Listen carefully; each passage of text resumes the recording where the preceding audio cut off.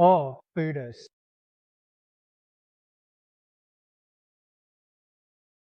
They use their true heart. It is often mentioned in the Mahayana Sutras. The true heart sets the intention. This thought is a deluded thought, place of delusion bias. There is none of that in the true heart.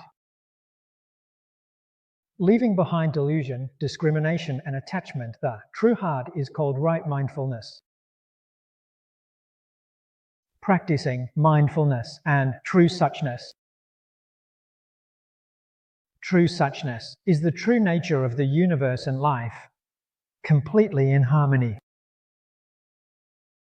This is path of the true heart.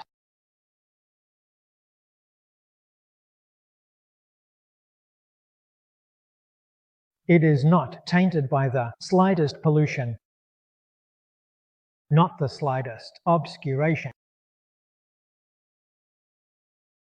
What is revealed? Infinite wisdom, infinite virtue and ability.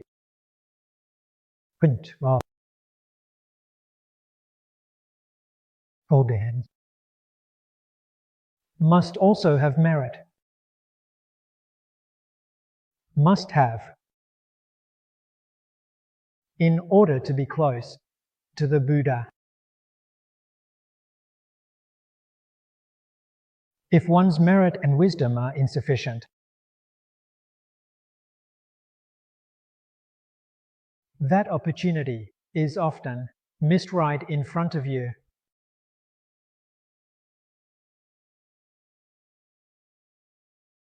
The same goes for the Dharma-ending age. Today we are able to read the Buddha's final teachings, and uniquely so. It is the most brilliant script. This language is very profound. We have encountered the joy of life, able to believe, enjoy, and practice. This is exactly what is said in the Amitabha Sutra. One cannot be born into that land with few good roots, merits, and conditions. What we explain is from countless kalpas ago. The infinite and boundless good roots, merits, and conditions cultivated over lifetimes. Now it has matured. We are able to encounter such a remarkable aspect. It is not easily lost.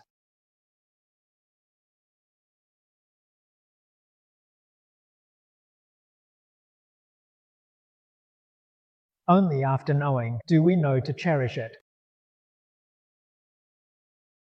Only then do we know its value.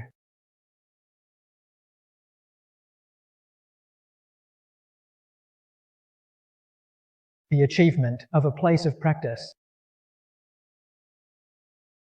must receive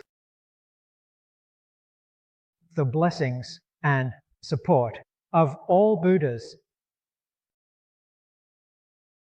protected by benevolent deities and heavenly dragons.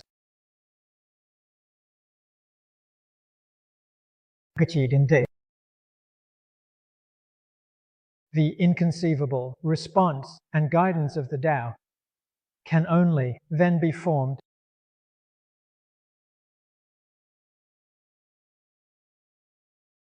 I study Buddhism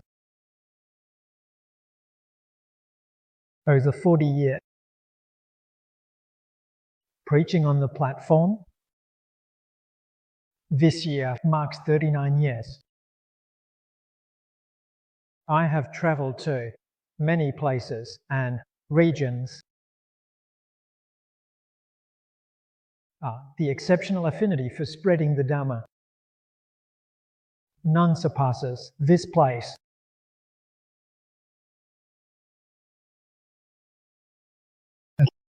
This place is indeed renowned for its inventions. This area is well known. The roots of virtue and blessings have matured.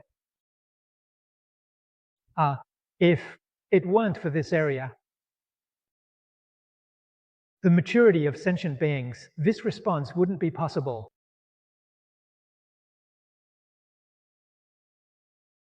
Why did Buddhas and Bodhisattvas choose to establish a place of practice here?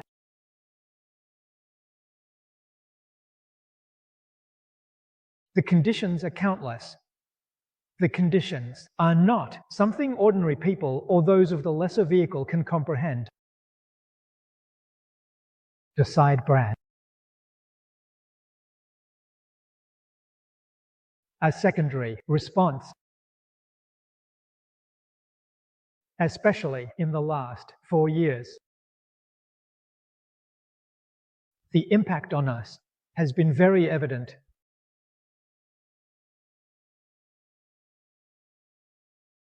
Anyone with a slightly clear mind and pure heart can almost see this response. Truly, it's incredible.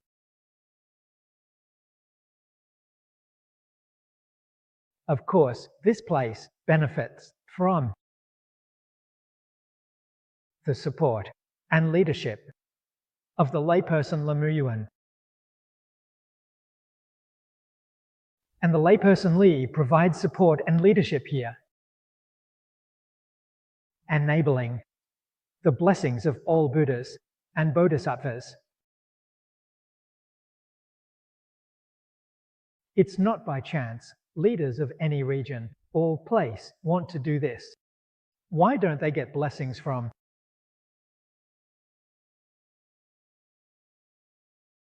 He receives the blessings of the Buddha, providing us with proof.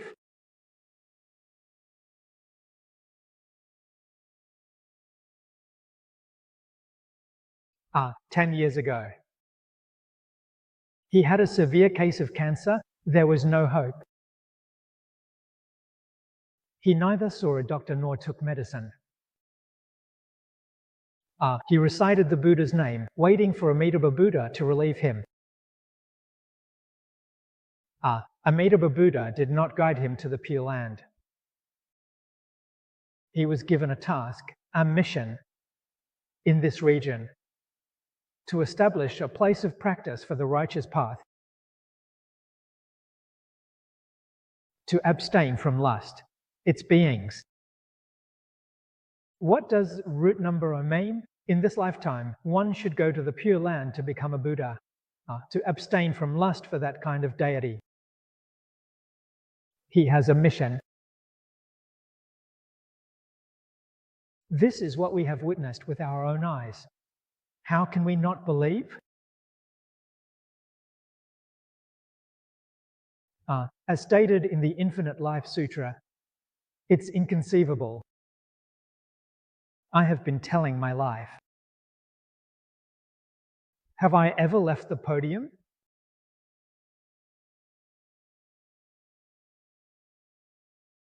Adding any sutras or treatises. The origin did not speak the language of the Infinite Life Sutra text. I feel a deep sense of emotion myself.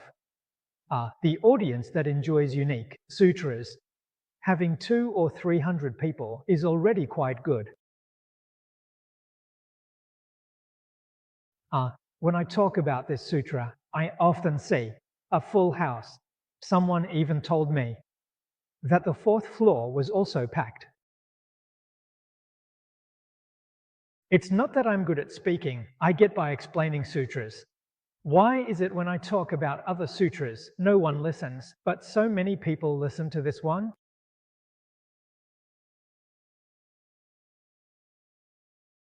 The Infinite Life Sutra has versions, and when I talk about other editions, there aren't many listeners. When I talk about this version, the crowd is large.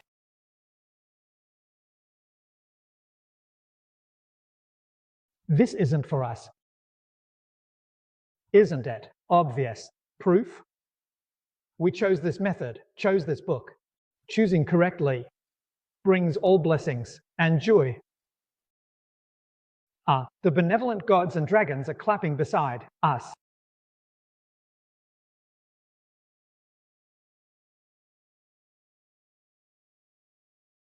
Let us truly sever with body and mind,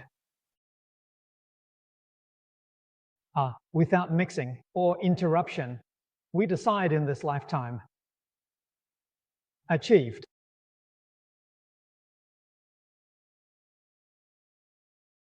So we must make a great vow to save all beings. To save all beings, you must first save yourself. If you can't save yourself, you definitely can't save others. But perhaps students often see in the Buddhist scriptures, saving others before saving oneself, that's the Bodhisattva's intention. You've heard of this, haven't you? Do you understand it? That's a Bodhisattva. Are you a Bodhisattva?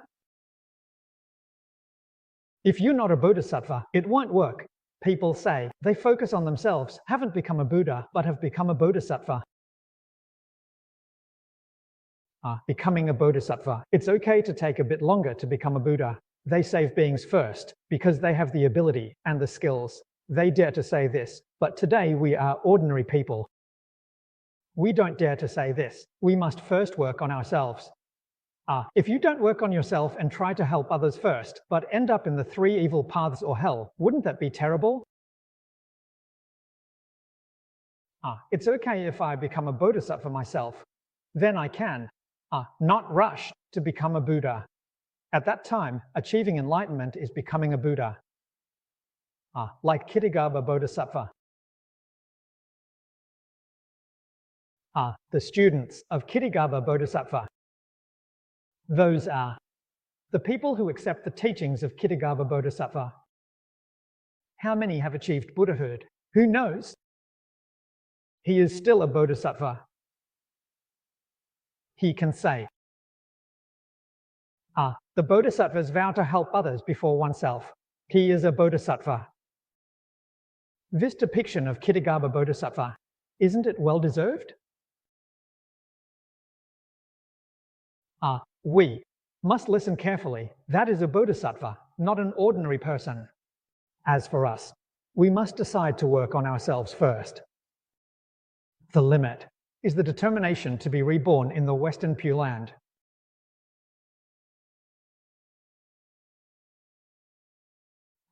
If you have this great blessing, let me tell you about this blessing. It is a rare opportunity across countless worlds. Boo in their lifetime. Don't say it's too much. 1 or 2 years is fine. Doing nothing else for 1 or 2 years. Listening to the teachings every day, reciting the Buddha's name every day. Isn't that something?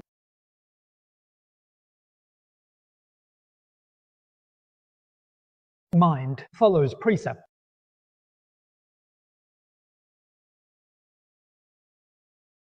How can the path not be accomplished?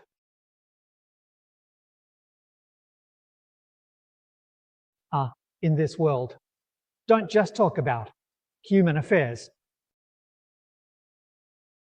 Within the 3 realms, people with such great blessings are also rare.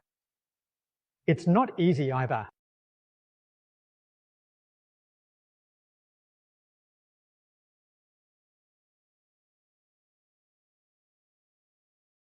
To save sentient beings, one must first accomplish oneself. First, one must cut off afflictions. 1. Eliminate bad habits. The state of afflictions. The most difficult, not easy to get rid of. Actual life, clothing, food, shelter, and transportation. Our blessings are not great. Every day, for these mundane matters. We worry and rush about. Our minds can't settle down. This is an objective fact. No one can avoid it. People with money, power, and status. To be honest, those wealth, status, and power are very fragile, very weak, very easy to lose. What will you do after shooting the eagle? So there isn't a single person. Whether rich or poor, life is full of worries and troubles.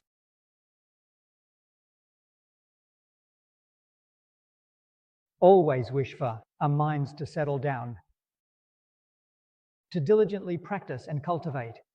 We don't have this opportunity. We don't have this blessing.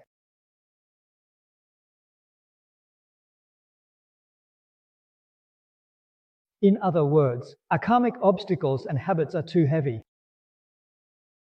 Therefore, Buddhism teaches us to cut off troubles.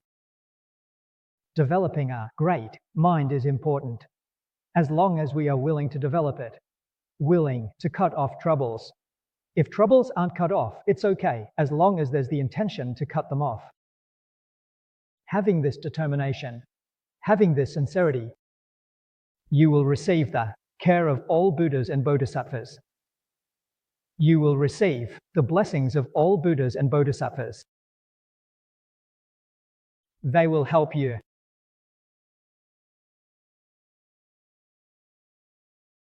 This is the incredible response of Taoist teachings. Cutting off troubles, allowing your mind to be pure,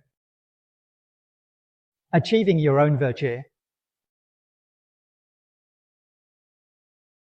Teachings of Buddhism. With Confucianism, the concepts can be said to be unintentionally aligned. China's Confucius. His teachings, teaching students 4 courses of discipline. The first is virtue. Look at the teachings of Buddhism. The first lesson is to cut off troubles. The meaning is the same. The second subject. Under the Sihong incident, one learns the Dharma. This is a certain principle. If troubles are not cut off, learning the Dharma will definitely not be successful. We need to understand this. If you learn all the Dharma without cutting off troubles, what is the final result? An increase in wrong views. Not an increase in wisdom. Everything you study turns into wrong knowledge and wrong views. What turns it into wrong knowledge and wrong views? Troubles. Greed, anger, ignorance. So, to achieve true wisdom, you must first cut off troubles. Once troubles are completely cut off, in Buddhism, it is said that you become a vessel for the Dharma. For example, like a vessel, you are complete, without any damage, and capable of receiving the great Dharma of the Tathagata.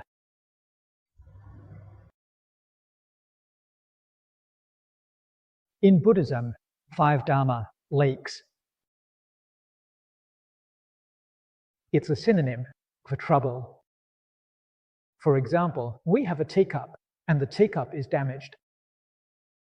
When you pour tea, it leaks out. This is like saying that troubles cause everything to leak away. You can't keep anything unless you completely eliminate your troubles. Then your teacup will be intact. It can hold.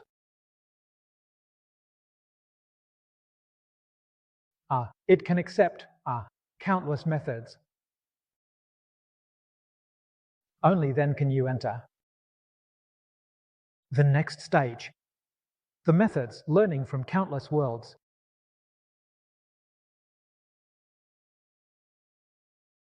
The achievements of practicing these methods for oneself. Achieving one's supreme path.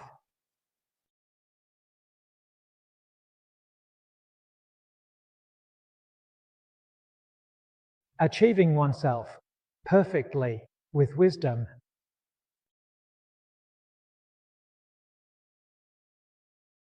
Yes, for them. For all beings. If you lack virtue, ability, and wisdom, how can you help all beings? All beings cannot be renewed. The needs are different. To fulfill the status of all beings and make all beings joyful, that requires all-knowing and all-powerful.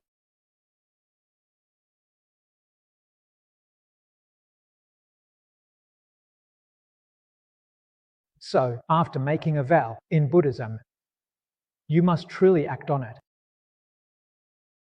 You must practice.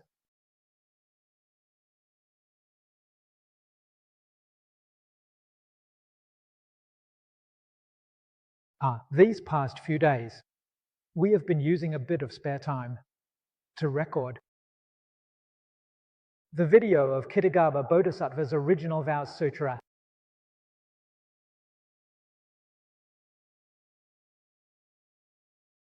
The world-honored one explained to us Kittagarbha Bodhisattva, the initial causes and conditions of his aspiration. That was indescribable, before countless kalpas. It's far, far away from us now. There's no way to calculate it.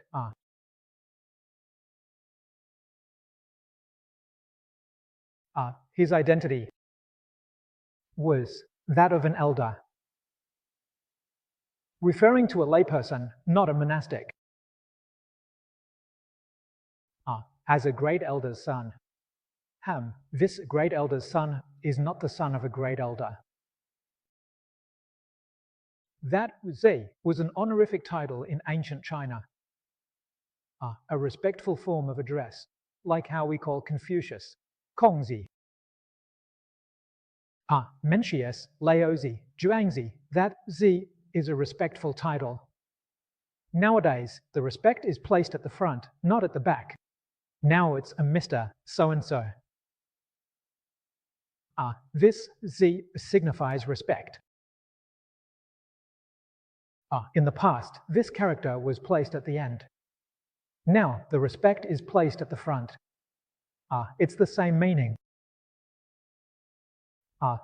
A respected elder. That's what it means. How did he become inspired? He was inspired by seeing the Buddha's appearance. So, fellow students, you need to understand. The appearance and signage are very important. Now, if you look at business, they focus on packaging. The quality of the goods inside is secondary. The packaging must be attractive. That's what pulls people. All Buddhas and Tathagatas understand this. They know the psychology of ordinary people. So, the appearance is made particularly professional, especially beautiful. The dignity of appearance. It's not about makeup. Make-up reliance is fake, not real. The dignity of Buddhas and Bodhisattvas.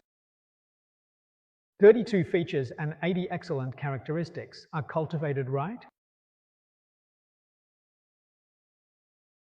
Achieved through virtue. This is important. Achieved through virtue.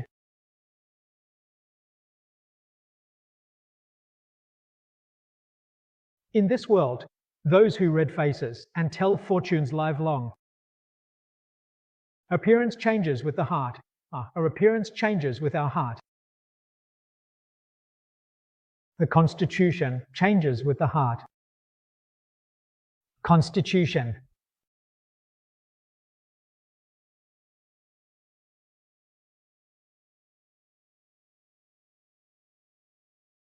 Bodhisattva become Buddha. After becoming a Buddha, they still need to spend 100 kalpas to cultivate blessings at Juanmen. Therefore, becoming a Buddha is called the perfection of the two noble qualities. So this kind of Buddha, in our Buddhist teachings, is referred to as the Buddha of the Tripitaka. The Buddhas of the general teachings need to spend 100 kalpas to cultivate excellent features. If it is the Buddha of the original teachings, then it is not necessary. The original teaching Buddha manifests from self-confidence. That kind of radiance is not the 32 marks. There are countless features, and each feature has countless excellences. We ordinary people cannot perceive them. So the Buddha of Tripitaka teachings, Buddha of general teachings, hasn't realized their true nature. They are entirely achieved through cultivated merits. External length. The sutras tell us one excellent feature needs cultivation. 100 merits. 100 types of merits. Not recognizing 100 not 100 types. Each type requires cultivation. For how long?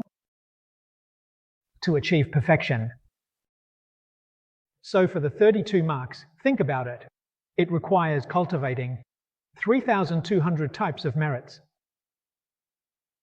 How long does it take to cultivate 100 sets? 3,200 types are cultivating 100 sets. To achieve these 32 marks and 80 excellent features. When sentient beings with affinity see the Buddha's excellent features, they are moved. And thus they develop the aspiration. So we see in the Earthstore Sutra, the aspiration of the great elder's son is exactly the same as the aspiration of Venerable Ananda at the Surangama assembly. Why did Venerable Ananda decide to renounce the world after seeing the 32 marks and 80 excellent features of Shakyamuni Buddha? He felt that such excellent features were not something born from parents. They must be the result of cultivation and achievement. Why did he renounce the world? Because he wanted to attain the 32 marks and 80 excellent features. He renounced the world for this reason. The reason for renouncing the world to study with Shakyamuni Buddha doesn't matter. No matter what kind of conditions, as long as you are willing to cultivate, the final achievement is this matter. Looking at it from this perspective, the signboard, the appearance, the packaging, they cannot be unimportant. We must pay great attention to them. We must take this matter seriously and diligently cultivate ourselves well. So when the Buddha taught, he first presented the result, showing that if you cultivate yourself well, this is the fruition. Let you see it.